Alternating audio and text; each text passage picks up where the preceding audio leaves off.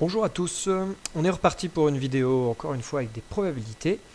Alors on nous donnait des probabilités de deux événements, de l'événement A et de l'événement B, ainsi que de l'événement de leur intersection, c'est-à-dire voilà, lorsque la probabilité que les deux événements A et B se réalisent. Je rappelle, hein, ici on considère comme un et, ce symbole. Alors, déterminer ce que valent probabilité de A bar. Qu'est-ce que c'est que la probabilité de A bar? Je répète, hein, c'est la probabilité de l'événement complémentaire, c'est-à-dire quelle est la probabilité que l'événement A ne se réalise pas. Donc on sait que l'événement A a 0,4 comme probabilité de se réaliser, donc 40% de chance. Quelle est la probabilité que l'événement complémentaire, donc en gros que A ne se réalise pas? Eh bien on a juste à faire 1 moins la probabilité de A, c'est-à-dire 1 moins 0,4, ce qui nous donne 0,6. D'accord, c'est logique. Quelle est la probabilité que l'événement B ne se réalise pas? Eh bien, c'est 1 moins la probabilité de B. Autrement dit, 1 moins 0,8, c'est-à-dire 0,2. Ok? C'est logique. B, s'il a 80% de chance de se réaliser, eh bien, il a 20% de chance de ne pas se réaliser. C'est l'événement B bar. La probabilité de l'union. Alors là, on faisait référence directement à la nouvelle formule qu'on a pu voir dans le cours, qui nous dit que la probabilité de A ou B, c'est-à-dire la probabilité que l'événement A se réalise ou B ou les deux, d'accord, au moins un des deux, c'est la probabilité de A plus la probabilité de B moins la probabilité de l'intersection.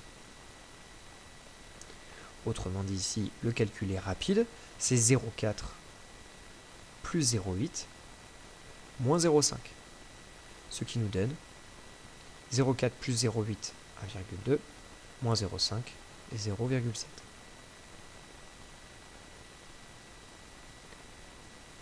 Ensuite, le dernier événement, donc certains ont peut-être un petit peu bloqué dessus, mais je rappelle, la barre ici, elle veut dire qu'on prend le complémentaire, c'est-à-dire c'est la probabilité que A union B ne se réalise pas. Bah, comme on sait qu'on a 0,7 comme probabilité pour que A union B se réalise, la probabilité que A union B ne se réalise pas, c'est tout simplement ça, d'accord, 1 moins la probabilité que ça se réalise. C'est-à-dire 1 moins 0,7, donc 0,3. 70% de chance que A union B se réalise, bah 30% de chance qu'il ne se réalise pas, tout simplement. Passons à l'exercice suivant. Alors ici, dans cet exercice, le 19, on avait des sacs, enfin un sac, pardon, avec plusieurs jetons dedans. Donc au total, on en avait combien? 9 jetons, donc il y a 9 issues possibles parce qu'on nous dit qu'il y a un jeton qui tombe du sac au hasard et on s'intéresse aux événements suivants. Donc s'il y a un seul jeton qui tombe, on va avoir 9 issues possibles, d'accord, soit le A rond, soit le C triangulaire, soit le A carré, etc., etc. Alors on nous demande quoi dans le petit 1? On nous demande la probabilité de l'événement H, H qui est le jeton porte une consonne. Alors là, on compte le nombre de jetons avec une consonne, hein, 1, 2, 3, 4, 5 et 6. Donc la probabilité de H, la question petit 1, est tout simplement de 6 chances sur 9. On a 6 jetons consonnes sur 9. On peut simplifier ça en 2 chances sur 3. Ensuite, on nous demande quoi? On nous dit quelle est la probabilité de l'événement F inter G. Ah, là, c'est un peu plus intéressant. Donc, on veut que l'événement F se réalise et G. Autrement dit, on veut que le jeton qui tombe soit de la forme carré et, c'est un et, hein, que le jeton porte la lettre B. Alors, on a combien de jetons de forme carrée avec la lettre B? On en a 1, 2, on n'en a que 2. Bon, bah, la probabilité de F inter G est tout simplement de 2 chances sur 9. Ensuite, petit 3. Alors, petit 3, on nous dit la probabilité de l'événement F inter K. Alors, F inter K. C'est-à-dire, on veut cette fois-ci qu'il soit de forme carrée et de forme triangulaire. Ça correspond à rien du tout. Il n'y a aucun jeton qui est à la fois de forme carrée et triangulaire. On a 0 issu hein, sur 9. On peut mettre directement 0, hein, c'est impossible. Ensuite, pour le petit 4, je vais rester avec mon stylo vert ici parce que on n'avait presque rien à mettre ici. La probabilité du petit 4, donc quelle est la probabilité de l'événement F union H? Bon, F union H. Eh bien, il suffit d'utiliser la formule du cours. On verra qu'on peut aussi le trouver d'une autre manière, hein, à l'oral, mais pour l'instant j'utilise vraiment la formule qu'on a vue dans le cours parce qu'il faut la maîtriser. Donc P de F union H, c'est P de F, probabilité de F, plus probabilité de H, moins la probabilité de F inter H. Alors, probabilité de F. Quelle est cette probabilité? Ah bah, on ne l'a pas encore faite, hein. C'est la probabilité d'avoir un jeton de forme carrée. On en a 3, donc 3 sur 9. La probabilité de H, on l'a déjà déterminée, c'est 6 sur 9. Et on va enlever la probabilité de l'intersection de F, de l'intersection F et H, c'est-à-dire avoir un jeton F, donc de forme carrée, et qui porte une consonne. D'accord? Donc, quelle est la probabilité d'avoir un jeton de forme carrée et qui porte une consonne? Eh bien, c'est tout simplement B, hein, là c'est les B, donc on a 2 chances sur 9.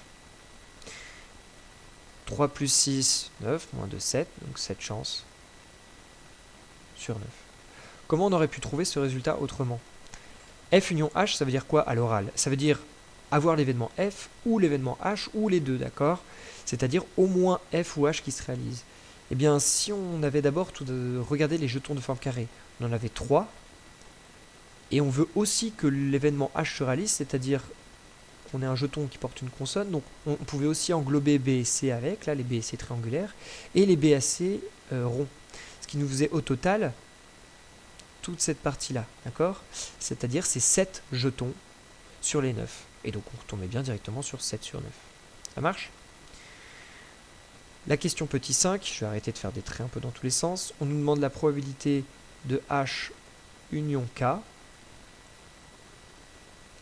la probabilité de H union K, je vais utiliser encore une fois les propriétés du cours. C'est-à-dire c'est P de H plus P de K moins P de H inter K.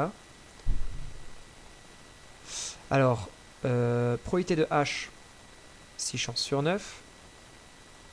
Probabilité de K, c'est la probabilité que le jeton ait une forme triangulaire, donc 2 chances sur 9. Moins la probabilité de H inter K, c'est-à-dire H inter K, on veut qu'il porte une consonne et qu'il soit de forme triangulaire. Et bien ça, on a 2 issues au total sur 9. On peut simplifier, 2 sur 9 moins 2 sur 9, ça fait 0. Et donc ça nous fait 6 chances sur 9. Ou 2 chances sur 3. Et voilà. On peut passer à l'exercice suivant. Dans cet exercice, on lance un dé truqué, d'accord, à 6 faces, et on nous donne les probabilités des chiffres, d'accord, des nombres, et 2 événements. E, c'est le nombre obtenu est impair, donc 1, 3, 5, et F, c'est l'événement, le nombre obtenu est strictement inférieur à 4, donc 1, 2, 3. Pour chaque question, trouver là où les bonnes réponses, il peut y en avoir plusieurs de justes, d'accord. Probabilité de E, quelle est la probabilité de E? On va regarder ça. Donc, probabilité de E, c'est le nombre obtenu est impair. Eh bien, j'ai donc juste à additionner la probabilité de tomber sur 1, sur 3 et sur 5. Donc, 0,15 plus 0,2 plus 0,4. Autrement dit, ça nous fait 0,75. Bon, bah c'est bon, j'ai déjà la réponse B, je sais qu'elle est juste. Ok, je peux annuler la réponse petit a. Hein. On nous dit que, est-ce que du coup, probabilité de E, c'est égal à P de E bar, c'est-à-dire la probabilité que ça ne se réalise pas. On connaît P de E, calculons donc P de E bar. Probabilité que cet événement ne se réalise pas. On peut aussi voir ça comme E bar, comme obtenir un nombre pair, d'accord? Forcément. C'est le contraire, le complémentaire d'obtenir un nombre impair. On peut utiliser la formule qu'on a vue directement dans le cours, donc c'est 1 moins la probabilité de E, c'est-à-dire 1 moins 0,75, soit 0,25. Alors, est-ce que du coup, P de E est égal à P de E bar? Pas du tout. Et est-ce que P de E est strictement supérieur à P de E bar? Tout à fait. 0,75 est bien strictement supérieur à 0,25. Ok. Passons au petit 2. P de E inter F. C'est-à-dire quelle est la probabilité que l'événement E et l'événement F se réalisent à la fois. Autrement dit, il faut obtenir un nombre impair et qui soit strictement inférieur à 4. Ça correspond à quel nombre? Ça correspond à 1 et 3, d'accord? 2 est pair, donc on ne le prend pas, et les 5, on ne prend pas en compte non plus, puisqu'il est supérieur à 4. Donc en gros, quelle est la probabilité d'avoir un 1 ou un 3? Eh bien, P de E inter F, c'est juste égal à 0,15 plus 0,2, donc 0,35. Ah bah ça m'a été proposé ici, c'est très bien. C'est pas égal à 0,25, c'est pas égal à 0,85, et un tiers ça fait environ 0,33, etc. Donc ça ne fonctionne pas, c'est pas 0,35. P de E union F. Et bah allez, on va utiliser encore une fois notre formule. Puff là c'est égal à quoi? C'est égal à la probabilité de E plus la probabilité de F moins la probabilité de l'intersection. Et ça tombe bien parce qu'on l'a calculé à la question précédente. Donc, c'est un moins. P de E, on l'a déjà, 0,75.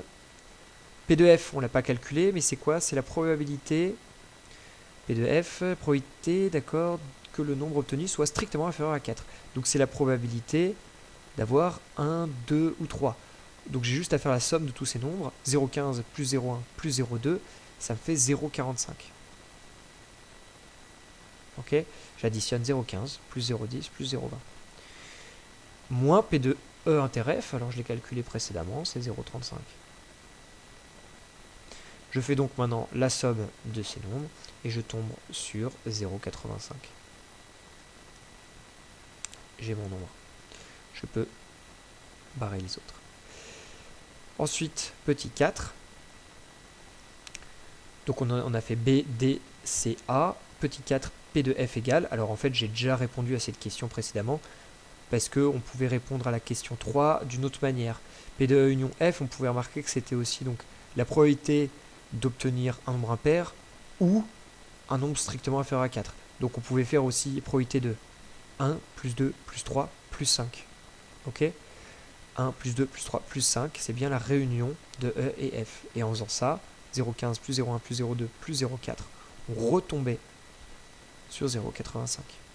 Alors du coup, là, moi, P de F, je l'ai déjà fait, je redétaille, c'est 0,15 plus 0,1 plus 0,2, c'est-à-dire 0,45. Voilà. Donc c'est pas égal à 0,55, c'est pas égal à 0,5. Et est-ce que c'était égal à P de E? Non, c'est différent de 0,75. Donc c'est pas bon. Et voilà, la fin de l'exercice.